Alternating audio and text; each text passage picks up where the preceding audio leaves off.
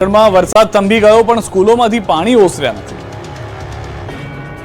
પાટણના સિદ્ધપુરમાં 2 દિવસ પડેલા વરસાદ બાદ વરાપ તો નીકળી ગઈ, પરંતુ શાળા સહિત અન્ય વિસ્તારો હજુ પાણીથી લથબથ છે. સિદ્ધપુરમાં ધોધમાર વરસાદને કારણે નીચાણવાળા વિસ્તારોમાં પાણી ભરાઈ ગયા છે. ફૂલપુરા વિસ્તારની પ્રાથમિક શાળા પાણીમાં ગરકાવ થઈ જતા વિદ્યાર્થીઓ મુશ્કેલીમાં મુકાઈ ગયા. શાળા જળમગ્ન બની ગઈ. વર્ગખંડો સુધી પાણી ભરાઈ ગયા. બાળકોની સુરક્ષાને ધ્યાને રાખીને શાળાના શિક્ષણ કાર્ય બંધ રાખવું પડ્યું.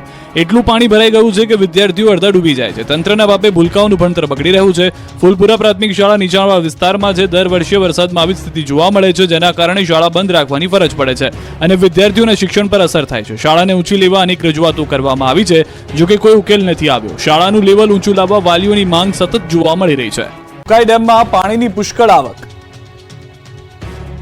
ભારે વરસાદને કારણે દક્ષિણ ગુજરાતના ડેમો ઓવરફ્લો થઈ રહ્યા છે, ત્યારે તાપીના ઉકાઈ ડેમમાં પાણીની પુષ્કળ આવક થઈ છે. મહારાષ્ટ્રના હથનુર ડેમ અને પ્રકાશ ડેમમાંથી પાણી છોડાતા તાપીના ઉકાઈ ડેમમાં પાણીની ભરપૂર આવક થઈ છે. મહારાષ્ટ્રના હથનુરના 41 દરવાજા પૈકી 10 દરવાજા ખોલીને 40,330 ક્યુસેક, જ્યારે પ્રકાશ ડેમમાંથી 27 દરવાજા પૈકી 8 દરવાજા પૂરેપૂરા ખોલીને 1,16,610 ક્યુસેક પાણી તાપી નદીમાં છોડાઈ રહ્યું છે, જેના કારણે તાપીના ઉકાઈ ડેમમાં 1,31,756 ક્યુસેક પાણીની આવક થતા ડેમની જળસપાટીમાં વધારો થયો. ઉકાઈ ડેમની જળસપાટી 325.10 ફૂટે પહોંચી. ઉકાઈ ડેમમાંથી હાલ 600 ક્યુસેક પાણીની આવક. ડેમનું રૂલ લેવલ 333 ફૂટ, જ્યારે ડેમની ભયજનક સપાટી 345 ફૂટ છે. બોરમાંથી ઉડ્યો 100 ફૂટ ઊંચો પાણીનો ફુવારો. જામકંડોરણાના ખેતરમાં એક બોરમાંથી ઉડ્યો 100 ફૂટ ઊંચો પાણીનો ફુવારો. આપોઆપ પાઇપલાઇન સાથે બહાર મોટરમાંથી ફેંકાતા ફફડાટ ફેલાઈ ગયો હતો. રાજકોટના જામકંડોરણામાં બોરવેલમાંથી પાઇપ અને મોટર બહાર આવી જતા ઊંચા ફુવારા ઉડ્યા. 800 ફૂટ બોરવેલમાંથી આપોઆપ પાઇપ અને મોટર બહાર આવી ગયા અને 38 સેકન્ડમાં ખેડૂત પાયમાલ થઈ ગયો. પાણીનું પ્રેશર એટલું હતું કે મોટર સાથે પાઇપલાઇનનો બહાર ઢગલો થઈ ગયો. પાણીનું પ્રેશર એટલું હતું કે મોટર અને પાણીનો ફુવારો 100 ફૂટ ઊંચા ઉડ્યા હતા, જેથી ખેતર પાણી થઈ ગયું અને 38 સેકન્ડમાં ખેડૂતની પથારી ફરી ગઈ. ઘટનાનો વિડીયો સોશિયલ મીડિયામાં વાયરલ થઈ રહ્યો છે. વિડીયોમાં દાવો કરાઈ રહ્યો છે કે ગયા વર્ષે પણ આવી સ્થિતિ થઈ હતી, ત્યારે એક ખર્ચમાંથી ઊભા ન થતા બીજો ખર્ચ માથે આવતા હોવાથી ખેડૂતોની હૈયા વરાળ જોવા મળી રહી છે. જામકંડોરણાના ખેડૂતની સ્થિતિ પડ્યા પર પાટો જેવી થઈ ગઈ છે. હિંમતનગરની નદી ઓવરફ્લો થઈ. સાબરકાંઠામાં ભારે વરસાદથી અનેક નદી નાળા ચેકડેમ ઓવરફ્લો થયા છે, ત્યારે બુધવારે વગર વરસાદે સાબરમતી નદી બે કાંઠે વહેતી થઈ. ઉપરવાસમાં વરસાદના પગલે સાબરમતી નદી ખુંખાર બનીને વહી. ઉપરવાસમાં ભારે પાણીની આવક થતા નદી બે કાંઠે થઈ છે. સાબરમતી નદીમાં પ્રથમ વખત પાણી આવ્યું છે. નદી કાંઠાના મુરવાડ, નવાપુરા, સાંપડ, ગળતેશ્વર, પોયડા, ઓરણા, સીતાવાડ સહિતના ગામોને એલર્ટ કરાયા છે. નદીમાં નવા નીર આવતા મોટી સંખ્યામાં લોકો જોવા ઉમટ્યા હતા. નદીમાં નીર આવતા ખેડૂતોના ચહેરા પર હીર આવ્યું. સિંચાઈની પણ સમસ્યા દૂર થઈ ગઈ. પડશે નોનસ્ટોપ વરસાદ. એક સાથે ખાબકશે 12 ઇંચ વરસાદ. ગુજરાતમાં 2 દિવસથી મેઘરાજાએ વિરામ લીધો છે. આખા ગુજરાતને ધમરોળ્યા બાદ વરાપ નીકળી છે, જેથી ખેડૂતોએ જરૂરી રાહતનો શ્વાસ લીધો છે. પરંતુ મેઘરાજા હવે 2 દિવસ બાદ ફરી પહેલા જેવી ધબધબાટી બોલાવશે. આખા ગુજરાતમાં 2 ઓગસ્ટથી વરસાદ નોનસ્ટોપ પડશે. હવામાન વિભાગના કહેવા મુજબ 2 ઓગસ્ટથી ફરી વરસાદી સિસ્ટમ સક્રિય થશે. થંડરસ્ટોર્મ સાથે વરસાદ પડી શકે. 2 થી 4 ઓગસ્ટના ભારેથી ભારે વરસાદની આગાહી છે. પવનની ગતિ ઝડપી રહેશે. 2 ઓગસ્ટે દક્ષિણ ગુજરાતમાં ભારે વરસાદની આગાહી. નવસારી, તાપી, વલસાડ, ડાંગમાં ભારે વરસાદ પડી શકે. દમણ અને દાદરનગર હવેલીમાં ભારે વરસાદ પડી શકે. તો હવામાન વૈજ્ઞાનિક ડોક્ટર નરેશ કુમારે ગુજરાતમાં વરસાદની સ્થિતિ કેવી રહેશે તેનો લઈને ચિતાર આપ્યો. રાજ્યમાં થોડા સમય માટે વરસાદથી રાહત મળશે, જોકે આગામી સમયમાં વધુ એક સિસ્ટમ સક્રિય થવાથી કેટલાક વિસ્તારમાં 12 ઇંચ જેટલો વરસાદ પડી શકે. સભામાં વિપક્ષના અણિયારા સવાલોથી અધિકારી ધ્રુસકે રડ્યા. ધ્રુસકે રડતા મહિલા છે આરોગ્ય અધિકારી. તેમની આંખમાં આંસુ કારણ છે વિપક્ષના અણિયારા સવાલો. થયું એવું કે લાંબા સમય બાદ વડોદરા જિલ્લા પંચાયતની સામાન્ય સભા મળી. ધારણા મુજબ જિલ્લા પંચાયતની સામાન્ય સભા તોફાની રહી. સભામાં ભાજપ કોંગ્રેસના સભ્યો બાખડ્યા.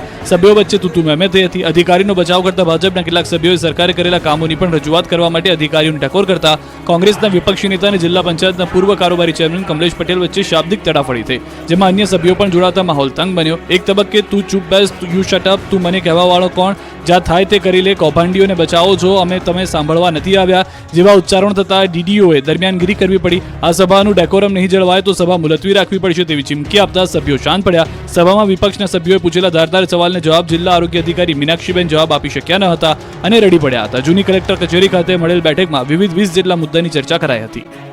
સૌરાષ્ટ્રમાં મેઘાએ કરી જમાવટ. જુલાઈ મહિનાના અંતિમ દિવસે સૌરાષ્ટ્રમાં મેઘરાજાએ જમાવટ કરી. અમરેલી જિલ્લામાં લાંબા વિરામ બાદ વરસાદે રમઝટ બોલાવી. સાવરકુંડલા શહેર અને ગ્રામ્ય વિસ્તારમાં ભારે વરસાદ પડ્યો. ગ્રામ્ય હથસણી, સમઢિયાળા, કાના તળાવ સહિત ગામડામાં વરસાદ પડ્યો. સમગ્ર પંથકમાં ઠંડક પ્રસરી ગઈ. આ તરફ ભાવનગર જિલ્લામાં ભારે વરસાદ પડ્યો. ભાવનગર શહેર અને ગ્રામ્ય વિસ્તારમાં વરસાદથી ખેતરો તરબોળ થયા. ખંભાળિયા શહેરમાં ફરી મેઘરાજાની તોફાની બેટિંગ જોવા મળી. બપોર બાદ વરસાદથી ખેતરો પર પાણી થઈ ગયા. ધોધમાર વરસાદથી શહેરના રસ્તાઓ પર પાણીના વહેણ શરૂ થયા. રામનાથ 4 રસ્તા, નગર ગેટ, જોધપુર ગેટ સહિતના વિસ્તારોમાં પાણી ભરાયા. ફરી ગાંધીનગર ગજવ્યું છે. ગાંધીનગરને ફરી એકવાર પીટી શિક્ષકોએ ગજવ્યું. વ્યાયામ શિક્ષકોએ વિરોધ પ્રદર્શન કર્યું. ગાંધીનગરના વિદ્યા સમીક્ષા કેન્દ્ર પર આવેલા શિક્ષકોએ બેનરો અને પોસ્ટર્સ સાથે કાયમી ભરતીની માંગ કરી. કેટલાક શિક્ષકો પોતાના નાના બાળકોને તેડીને વિરોધ પ્રદર્શનમાં જોડાયા હતા. ગુજરાતના ખૂણે ખૂણેથી શિક્ષકો ગાંધીનગર પહોંચ્યા હતા. વિરોધ કરી રહેલા શિક્ષકોએ જણાવ્યું હતું કે છેલ્લા 10 વર્ષથી કાયમી ભરતી કરવામાં આવી છે. સેટની પરીક્ષા પણ લેવાઈ ચૂકી છે. તેમ છતાં સરકાર કરાર આધારિત ભરતી કરવામાં નથી આવી રહી, જેથી શિક્ષકોનું ભવિષ્ય જોખમમાં છે. ત્યારે વહેલી તકે યોગ્ય ઉમેદવારોને કાયમી નોકરી મળે તેવી શિક્ષકોએ માંગ કરી છે. રાજ્યભરમાંથી સેંકડો વ્યાયામ શિક્ષકોની કરાર આધારિત ભરતીથી તેમનું ભવિષ્ય જોખમમાં છે. તેમજ સેટ એક્ઝામ લેવાઈ જેમાં પાસ થયા બાદ પણ કાયમી ભરતી પ્રક્રિયા કરી નથી. સીપેડ અને બીપેડ જેવી પરીક્ષા પાસ કર્યા વર્ષો વીત્યા છતાં પણ હજુ સુધી ભરતી થઈ નથી. હાલ તો વ્યાયામ શિક્ષકોની ડિગ્રી ધરાવતા શિક્ષકો 1 થી 12 ધોરણ ભરતી અંગે રજૂઆત કરી રહ્યા છે. ત્યારે હવે કાયમી ભરતી થાય છે કે પછી વ્યાયામ શિક્ષકો કોન્ટ્રાક્ટ બેઝ ભરતી થાય છે તે જોવું રહ્યું. 2 મહિના બાદ સુરતમાં ખુલશે મોત સમાન ગેમ ઝોન. લેવું પડશે લાયસન્સ. રાજકોટ ગેમ ઝોનમાં આગ લાગ્યાના 2 માસ બાદ હવે સુરતમાં મોત સમાન ગેમ ઝોન શરૂ કરવા પોલીસે લીલી ઝંડી આપી દીધી છે. સુરત પોલીસે ગેમ ઝોન શરૂ કરવાને લઈને જાહેરનામું પાડ્યું છે. રાજકોટમાં ટીઆરપી ગેમ ઝોનમાં સર્જાયેલી દુર્ઘટના બાદ તંત્ર સજાગ થયું છે. ગેમ ઝોન શરૂ કરવા બાબતે પોલીસ કમિશનરનું જાહેરનામું બહાર પડાયું. સુરત શહેર પોલીસ કમિશનરે 63 પાનાનું જાહેરનામું બહાર પાડ્યું છે. ગેમ ઝોન શરૂ કરવા હવે માલિકોએ લાયસન્સ ફરીથી લેવું પડશે. જાહેરનામા પ્રમાણે ગેમ ઝોનમાં એક્સપર્ટ અભિપ્રાય પણ ફરજિયાત છે, પણ તેને લેવો પડશે. ગેમ ઝોન માલિકે ફરજિયાત થર્ડ પાર્ટી લાયબિલિટી ઇન્સ્યોરન્સ લેવો પડશે. દરેક ગેમ ઇન્સ્ટોલ કરતા પહેલા તેની મંજૂરી સંચાલકોએ લેવી પડશે. ગેમ ઝોનમાં આવતા લોકોની સુરક્ષા બાબતે ખાસ ધ્યાન રાખવું પડશે. જો સુરક્ષા બાબતે કોઈ ચૂક જણાશે તો ગેમ ઝોન માલિક સામે ફોજદારી કાર્યવાહી કરવામાં આવશે. નિમણૂક કરવા માટે નિમાયેલા ઇન્સ્પેક્સ કમિટી દ્વારા દર 6 મહિને તપાસ કરવાની રહેશે. ફાયર સેફટી, બીયુ અથવા સ્ટ્રક્ચરેબિલિટી, હેલ્થ અને ઇલેક્ટ્રિકલ તમામ બાબતોની એનઓસી અને મંજૂરી લેવી પડશે. પ્રથમ વખત લાયસન્સની વેલિડિટી 3 વર્ષની રહેશે. ત્યારબાદ આ લાયસન્સ દર 2 વર્ષે રિન્યૂ કરાવવાનું રહેશે. રાજકોટના લોકમેળાની તૈયારીઓનો ધમધમાટ શરૂ. આ વર્ષે લોકમેળાનો 7.5 કરોડનો વીમો. રાજકોટ શહેરના રેસકોર્સ મેદાનમાં જન્માષ્ટમી તહેવાર નિમિત્તે આગામી તારીખ 24 થી 28 ઓગસ્ટ દરમિયાન લોકમેળો યોજાશે. જેને લઈને તૈયારીઓનો ધમધમાટ શરૂ થઈ ગયો છે, જેમાં લોકોની સુરક્ષાને ધ્યાનમાં રાખીને વીમાની રકમ ₹5 કરોડ ઉપરથી વધારીને 7.5 કરોડ કરવાનો નિર્ણય કરાયો છે. આ વર્ષના મેળામાં સ્ટોલના ભાવમાં કોઈ પણ વધારો કરવામાં આવ્યો નથી. સુરક્ષાને ધ્યાનમાં રાખી ગત વર્ષની 3 એમ્બ્યુલન્સ સામે આ વર્ષે 5 એમ્બ્યુલન્સ અને ગત વર્ષના 3 ફાયર ફાઇટરને બદલે આ વર્ષે 5 ફાયર ફાઇટરની વ્યવસ્થા મેળા માટે કરાઈ છે. રોજના 100 સિક્યુરિટી સ્ટાફને બદલે આ મેળામાં 125 સિક્યુરિટી સ્ટાફ તૈનાત રહેશે. લોકોની અવરજવરની સુગમતા માટે અને સ્ટોલ્સની સંખ્યામાં 30% ઘટાડો કરાયો છે. રાત્રે 11:30 વાગે લોકમેળાની એન્ટ્રી બંધ કરી દેવાશે. મેળાની સફાઈ કરનાર કર્મચારીઓનું સન્માન કરવામાં આવશે. મેળામાં થતા અવાજની ડેસિબલની માત્રા પર ચાપતી દેખરેખ રાખવામાં આવશે.